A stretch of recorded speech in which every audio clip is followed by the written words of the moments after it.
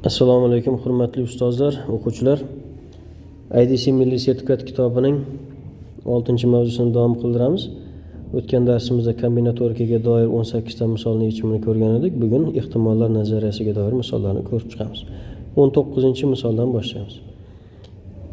IDC futbol jamoasi 4 ta himoyachi sxemasi bo'yicha o'ynaydi. 11 ta jamoa a'zosi maydonga chiqib bir qatorga joylashdi. Birinchi joylashgan o'yinchining darvozabon yoki himoyachi bo'lish ehtimolini toping. Demak, 11 ta o'yinchi o'ynaydi. Shundan 4 tasi himoyachi, bittasi darvozabon, qolgan 7 tasi esa balkim hujumchi bo'lishi mumkin. Demak, 11 ta himoyachidan, 11 ta o'yinchidan 4 tasi himoyachi hisoblanadi. Demak, 11 ta o'yinchidan birinchi turgan o'yinchining himoyachi bo'lish ehtimoli 11 dan 4 ga teng. Uning darvozabon bo'lish ehtimoli esa 11 dan 1 ga teng. Ikkalasining yig'indisi 11 dan 5 bo'lyapti. Demak, o'yinchining, demak, birinchi nomerli o'yinchining himoyachi yoki darvozabon bo'lish ehtimoli 11 dan 5 ga teng. Uning hujumchi bo'lish ehtimoli deyilsa 11 tadan 6 ta bo'ladi. 19-da javob bo'lyapti. Keyingi 20-savol. R radiusi doira ichiga ikkita o'zaro kesishmaydigan kichik R radiusi doirachalar joylashtirildi. Katta doiradan tasodifan tanlangan nuqta kichik doiralardan biriga tegishli bo'lish ehtimolini toping. Demak, R radiusli doira chizib oldik. Bu doiraning ichida kichik R radiusli ikkita doira chizamiz. Bular bir-biri bilan kesishmasligi kerak.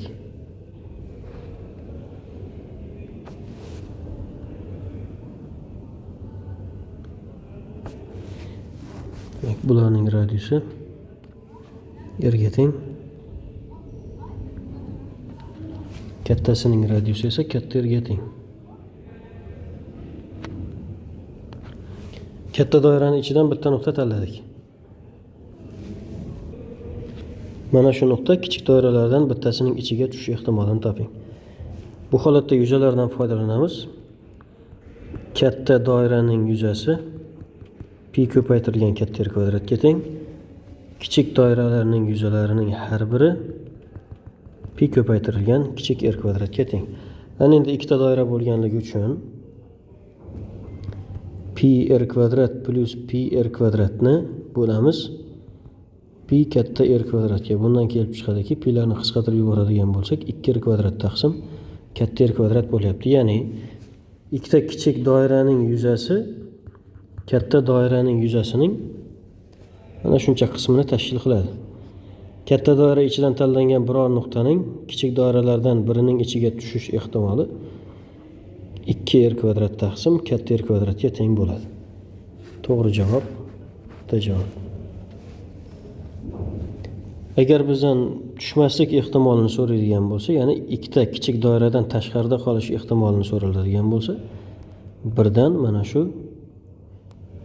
2 kichik R kvadrat taqsim katta R kvadratni ayirib tashlaymiz. Bu R kvadrat minus 2R kvadrat taqsim R kvadratga teng bo'ladi. Bu demak, kichik doiralardan birortasini ham ichiga tushmaslik, ya'ni tashqarisida qolish ehtimoli bo'ladi. Keyingi savolga o'tamiz. 21-misol. 0, 1, 3, 5, 7, 9 raqamlaridan ularni takrorlanmasdan 3 xonali sonlar tuzildi. Tavakkaliga tanlangan son 5 ga karrali bo'lish ehtimolini toping. 3 xonali sonlar tuzilgan bo'lsa, demak 3 ga tak chizib olamiz.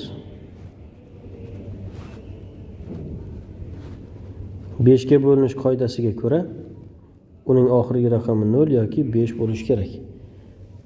Mana endi birinchi va ikkinchi raqamlarga qanaqangi sonlarni qo'yishimiz mumkin? Raqamlarni takrorlashimiz mumkin emas. Demak, birinchi holatda 0 ni ishlatib bo'ldik. Bizda 1, 3, 5, 7, 9 bo'lgan 5 ta son qolyapti. Birinchi xonaga mana shu 5 ta sondan istalgan bittasini tushishimiz mumkin. Bizda 5 ta variant bor. Agar bitta sonni birinchi katakka joylashtiradigan bo'lsak, bizda 4 ta raqam qolyapti. 3-chi xonaga esa 0 dan boshqa son to'g'ri kelmaydi. Demak, bitta variant bor. Bu holatda 20 xil son tuzishimiz mumkin ekan. Ana endi oxirgi raqamini 5 qiladigan bo'lsak, necha xil variantda son tuzishimiz mumkin? Birinchi xonasiga 5 dan va 0 dan tashqari 4 ta raqamdan foydalanishimiz mumkin. Ya'ni 1 ni, 3 ni, 7 ni va 9 ni qo'yishimiz mumkin. 5 ni qo'ya olmaymiz chunki 5 oxirgi raqamda joylashgan. 0 ni qo'ya olmaymiz chunki 0 dan boshlanuvchi 3 xonali son mavjud emas. 4 ta ehtimol bor.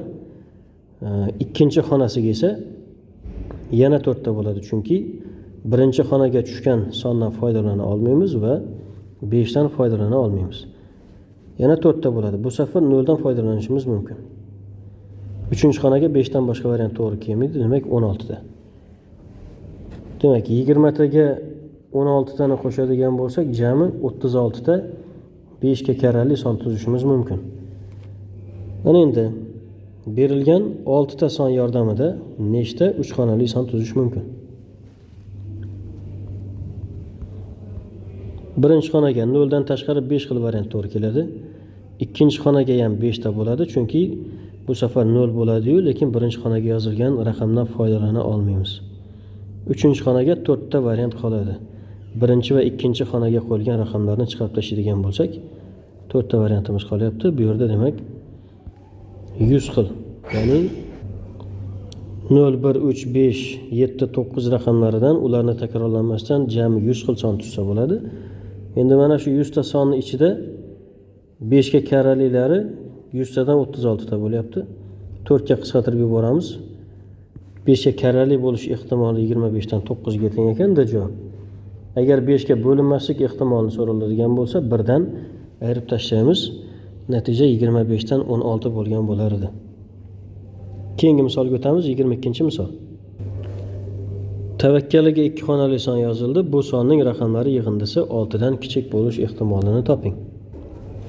2 xonali sonlar 10 dan 99 gacha bo'ladi. Jami 90 ta bo'ladi. Mana birinchi xonasiga 10 ta raqamdan jami 9 tasini tushishimiz mumkin, 0 dan tashqari barchasini.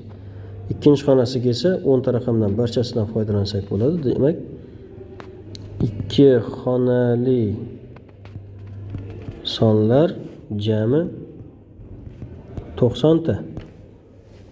Endi bularning ichida ikkita raqamini qo'shadigan bo'lsak, 6 ga tenglari ham bor, 6 dan kattalari ham bor, 6 dan kichiklari ham bor. 6 dan kichiklarini sanab olishimiz kerak bo'ladi.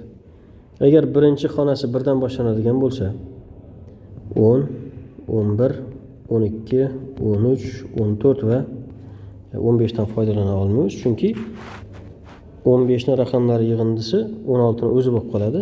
Bizda 16 dan raqamlar yig'indisi 6 dan kichik bo'lish kerak deyapti.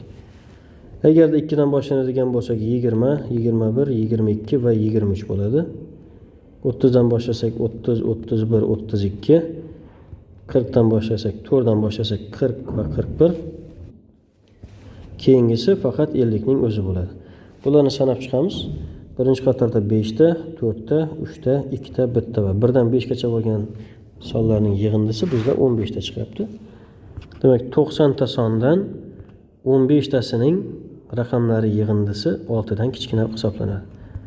Shunaqa bo'lish ehtimoli 6 dan 1 ga teng. Bu javob. Keyingi 23-misol. 10 ta 100 so'mlik, 5 ta 500 so'mlik va 3 ta 1000 so'mlik banknota bor. Ixtiyoriy 3 ta banknota tanlanganda ularning jami qiymati kamida 2000 so'm bo'lish ehtimoli qancha?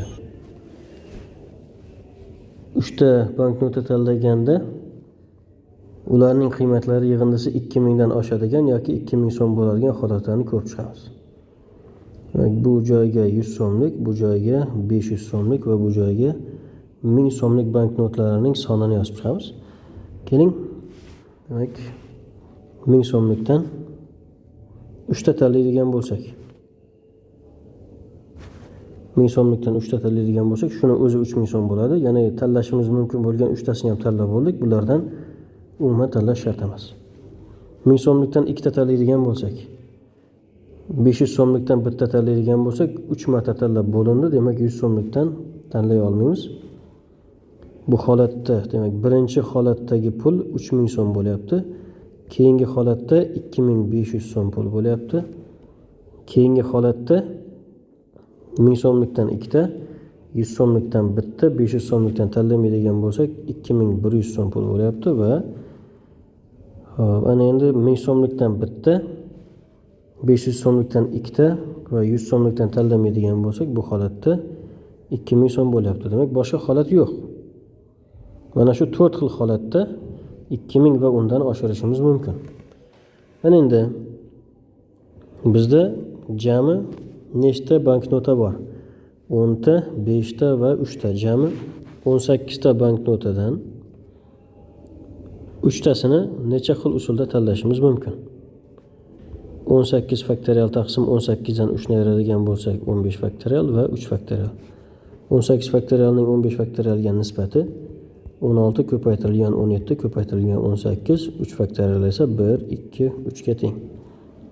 2 karra 3 6 ni beradi, 18 bilan qisqartiradigan bo'lsak bu yerda 3 qolyapti. 16 ko'paytirilgan 17 ko'paytirilgan 3, buni 51 deb yozamiz. Demak, 16 ning 50 ga ko'paytmasi 800, 1 16, demak 816 ga teng. Demak, 3 ta kupyurani 18 tadan 3 tasini 816 xil holatda tanlashimiz mumkin ekan. Ya'ni endi yig'indisi kamida 2000 so'm bo'ladiganlarini necha xil usulda tanlashimiz mumkin? Hop, birinchi holat, ya'ni mana bu holatda necha xil usulda tanlashimiz mumkin? Birinchi, ikkinchi va uchinchi pullarning hammasi 1000 so'mliklar ichidan tanlanadi. O'zi 3 ta bor edi, yana o'sha 3 tasini tanlaydigan bo'lsak, demak bir xil holatda tanlashimiz mumkin. 1. Mana bu joyga yozib qo'yamiz. Ana endi 1000 so'mlikdan 2 ta keyingi holatga o'tyapmiz. 1000 so'mlikdan 2 ta, 500 so'mlikdan bittasini necha xil usulda tanlashimiz mumkin? Demak, 500 so'mlikdan 5 ta pul bor edi. Shularni bittasini 5 xil usulda tanlashimiz mumkin. Ya'ni S 5 dan 1 bo'lyapti. 5 u 1 bo'lyapti. Keyingisi 1000 so'mlikdan 3 tasini 1000 so'mlikdan 3 tasi ichidan 2 tasini tanlashimiz kerak. S 3 u 2 hisoblaymiz. Demak, 5 faktorial taqsim 4 faktorial ko'paytirilgan 1 faktorial. 3 faktorial taqsim 2 faktorial ko'paytirilgan 1 faktorial. 5 ko'paytirilgan 3, ya'ni 15 xil usulda tanlashimiz mumkin ekan. Keyingi holatga o'tamiz. 1000 so'mlikdan 3 ta bor, 3 tadan 2 tasini tanlashim kerak. 100 so'mlikdan 10 ta bor, 10 tadan bittasini tanlashimiz kerak. Bularni necha xil usulda tanlashimiz mumkin? Demak, S 10 1 ko'paytirilgan 1000 so'mlikdan 3 tadan 2 tasini tanlashimiz kerak. 10 ko'paytirilgan 3, bu holatda 30 xil usul bo'lyapti. Keyingi holat 5 ta 500 so'mlik bor, buning ichidan 2 tasini tanlashimiz kerak. 3 ta 1000 so'mlik bor, buning ichidan bittasini tanlashimiz kerak. Keyingisi S 5 u 2 ko'paytirilgan S 3 u 1. S 5 u 2 bu 5 faktorial taqsim 3 faktorial ko'paytirilgan 2 faktorial ko'paytirilgan 3 barobar 4 karra 5 20, 20 ning yarmi 10. Bu holatda ham demak 30 xil holat bo'lyapti. Jami bularning yig'indisini hisoblaydigan bo'lsak, mana bularni qo'shib olamiz. 16, 60 ni qo'shamiz. 76 xil holatda yig'indisi kamida 2000 so'm bo'ladigan qilib tanlab olishimiz mumkin. Bizda demak jami 816 xil holatda 3 ta banknota tanlab olishimiz mumkin edi. Shundan 76 tasi topiladi. Xo'p, qaysi songa qisqaradi bular? 2 ga qisqartiradigan bo'lsak, 4 ga ham qisqarar ekan. 76 ning 4 ga nisbati 19, 816 ning 4 ga nisbati 204. Demak, 204 tadan 19 xil holatda 3 tasining yig'indisi kamida 2000 so'm bo'ladi. To'g'ri javobdir javob. Keyingi 24-misol. 11 metrlik jarimadan tepilgan to'pning gol bo'lish ehtimoli 5 dan 4 ga teng. 5 ta zarbadan 4 tasi gol bo'lish ehtimolini toping. Xo'p, demak 5 marta tepadi. 4 tasi gol bo'lishi kerak. Bittasi gol bo'lmasligi kerak. Keling. Birinchisi gol bo'lsin, ikkinchisi gol bo'lsin, uchinchisi ham, to'rtinchisi ham gol bo'lsin, oxirgisi esa gol bo'lmasin. Gol bo'lish ehtimoli 5 dan 4 ga, ya'ni 0.8 ga yoki 80% ga teng. Demak, birinchi zarba gol bo'lsin, ikkinchi zarba ham gol bo'lsin, uchinchisi ham, to'rtinchisi ham, lekin 5-zarba gol bo'lmasin. Gol bo'lish ehtimoli 0,8, keyingisi ham 0,8, keyingisi ham 0,8, keyingisi ham 0,8. Ya'ni endi gol bo'lish ehtimoli 80% bo'ladigan bo'lsa, gol bo'lmaslik ehtimoli 20%. Ya'ni bu 0,2 ga teng bo'ladi. Mana shuni hisoblab olamiz. Oddiy kasr ko'rinishida yozadigan bo'lsak, demak 4/5 ning 4-darajasi ko'paytirilgan 1/5 bo'lyapti. 4 ning 4-darajasi 256, 5 ning 4-darajasi 625 ko'paytirilgan 1/5 bo'lyapti. Qani endi hozirgi birinchi holatda 5-zarbani gol bo'lmasin dedik. Keyingi holatda 4-zarba gol bo'lmasin, keyingi holatda 3-si, keyingi holatda 2-si, keyingi holatda 1-si gol bo'lmasin desak, hammasini javobi mana shunaqa chiqadi. Hammasini javobi shunaqa. Demak, bunaqa holatdan 5tasi bo'ladi. 5alasini ham yig'indisini topishimiz kerak bo'ladi. 256 taqsim 625 ko'paytirilgan 1/5 dan 5tasini yig'indisini hisoblaydigan bo'lsak, 5 ga ko'paytiramiz. 5lar qisqarib ketadi va 256 taqsim 625 ni o'zi qolyapti. To'g'ri javob B javob. Keyingi misol 25-si.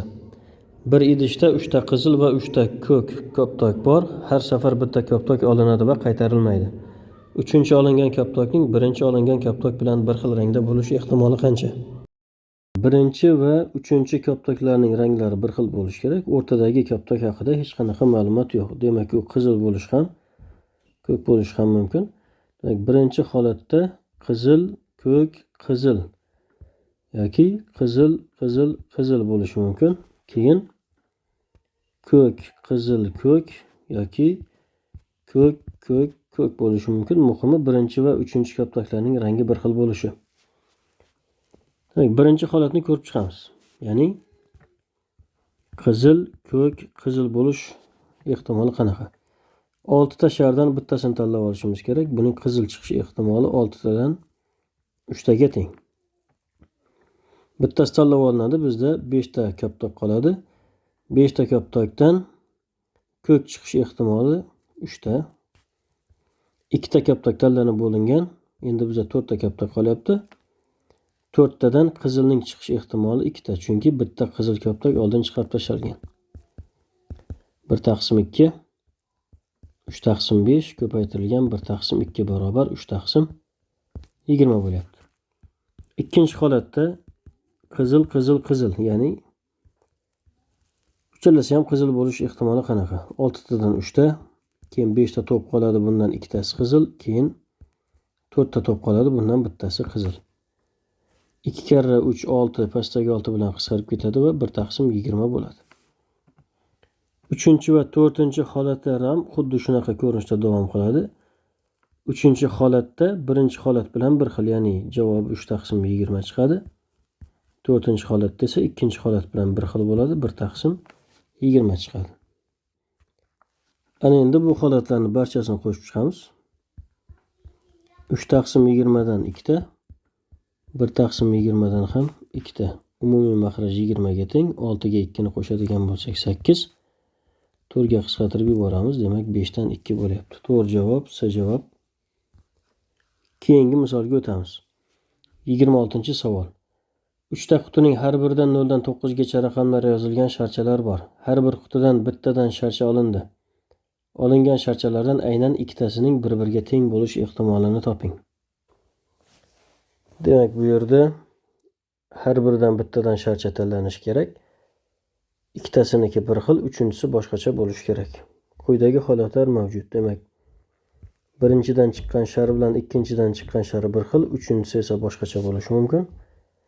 Yoki birinchi bilan uchinchisi bir xil, ikkinchisi boshqacha bo'lishi mumkin. Yoki birinchisi boshqacha, ikkinchi bilan uchinchisi bir xil bo'lishi mumkin. Bitta holatda hisoblab olamiz va natijalarni 3 ga ko'paytiramiz. Ana o'shanda to'g'ri javob chiqadi. Deylik, birinchi qutidagi 0 raqami yozilgan sharcha chiqishi kerak. 10 tadan bittasiga 0 raqami yozilgan. Demak, 0 ning chiqish ehtimoli 10 dan 1. Ikkinchi qutiga o'tiladi, undan ham xuddi shu 0 chiqishi kerak. Uni ham 0 ning chiqish ehtimoli 10 dan 1. Keyingi qutida esa 0 emas, boshqa raqam chiqishi kerak. Bu 10 tadan 9 tasi shunaqa. Demak, 9 taqsim 1000 bo'lyapti. Ana endi 0 raqami uchun 1000 dan 9 bo'lyapti. 1 raqam uchun oladigan bo'lsak yana 1000 dan 9. 2 raqam uchun oladigan bo'lsak yana 1000 dan 9. Jami 10 ta raqamni mana shu usulda ko'rib chiqadigan bo'lsak 1000 dan 9 10 barobarga oshadi. Bu 100 tadan 9 ta bo'lyapti. Keyingi holatda ham 100 tadan 9 ta, keyingi holatda ham 100 tadan 9 ta bo'ladi. Bu holatlarni barchasini qo'shib chiqadigan bo'lsak, demak 100 dan 9 ko'paytirilgan 3 barobar 27 taqsim 100, ya'ni 0,27 bo'lyapti. To'g'ri javob C javob. 27-savol. Imtihonda 36 ta savol bo'lib, ulardan 21 tasi qiyin, 15 tasi oson. Birinchi imtihonga kirgan o'quvchiga qiyin savol tushgani ma'lum bo'lsa, 4-chi kirgan o'quvchiga oson savol tushish ehtimolini toping. 36 ta savoldan 21 tasi qiyin edi. Demak, birinchi o'quvchiga qiyin savol tushdi. Bitta qiyin savol oradan chiqib ketgan bo'lsa, 20 ta qiyin savol qolyapti. Demak, 35 ta savol bor edi. 35 tadan bittasi ketdi. 36 ta bor edi. 36 tadan bittasi ketib 35 ta qoldi. O'shadan 20 tasi qiyini qolyapti. 15 tasi osoni qolyapti. 5 ga qisqartirib yuboradigan bo'lsak, 3 taqsim 7 bo'lyapti. Demak, qolgan o'quvchilar 2-chisi, 3-chisi, 4-chisi va hokazo nechanchisi bo'lishidan qat'iy nazar bu yoqdagi ehtimolliklar bir xil deb qaraladi. Ya'ni agar 4-chi o'quvchiga ham o'sha 7 dan 3 bo'ladigan bo'lsa, 2-chi o'quvchi uchun ham, 3-chi o'quvchi uchun ham barchasi uchun ehtimoli 7 dan 3 ga teng bo'ladi. Shu javob. 28-savol. O'yin soqqasi ketma-ket 2 marta, o'yin soqqasi ketma-ket 4 marta tashlanganda tog' sonlar juft sonlarga nisbatan ko'proq bo'lish ehtimoli qancha? 4 marta tashlash imkoniyati bor. Demak, tog' sonlar juft sonlardan ko'proq chiqish uchun 4 marta tashlanganda 3 ta tog' bitta juft chiqishi mumkin yoki 4 tasi ham tog' chiqishi mumkin. Demak, birinchi galda tashlanganda tog' son chiqish ehtimoli qanchaga teng? Tog' son tushish ehtimoli ham, juft son tushish ehtimoli ham barchasi 2 dan 1 ga teng bo'ladi. Demak, 3 ta tog' bitta juft chiqish uchun tog' juft yoki tog' juft tog' yoki juft tog' holati bo'lishi mumkin. Har bittasida masalan birinchi holatda tog' tushish ehtimoli 2 dan 1, 2 dan 1, 2 dan 1, juft tushish ehtimoli ham 2 dan 1 bo'lyapti. Barchasining ko'paytmasi 16 dan 1 ga teng. 4 ta holatni barchasida 1 taqsim 16 chiqadi. Bularning yig'indisi 4 taqsim 16 bo'ladi. Demak, o'yin soqqasi toshlari 4 marta tashlanganda 3 marta tog', 1 marta juft chiqish ehtimoli 16 dan 4 ta yoki 4 tadan bitta bo'lyapti. Keyingi holatda 4 talasi ham tog' chiqish ehtimoli 1 taqsim 2, 1 taqsim 2, 1 taqsim 2 va yana 1 taqsim 2 ga teng bo'lyapti. Bu holatda 1 taqsim 16 ga teng. Bu ikkita holatni bir-biriga qo'shib yuboramiz. 16 dan 4 va 16 dan 1 ning yig'indisi 16 dan 5 ga teng bo'lyapti. To'g'ri javob C javob. Keyingi 29-savol. Bir idishda 6 ta oq va 4 ta qora koptok bor. Tasodifiy ravishda bitta koptok olinadi va u idishga qaytarilmaydi. Agar ikkinchi olingan koptok oq rangda bo'lsa, birinchi olingan koptokning ham oq rangda bo'lish ehtimoli qancha?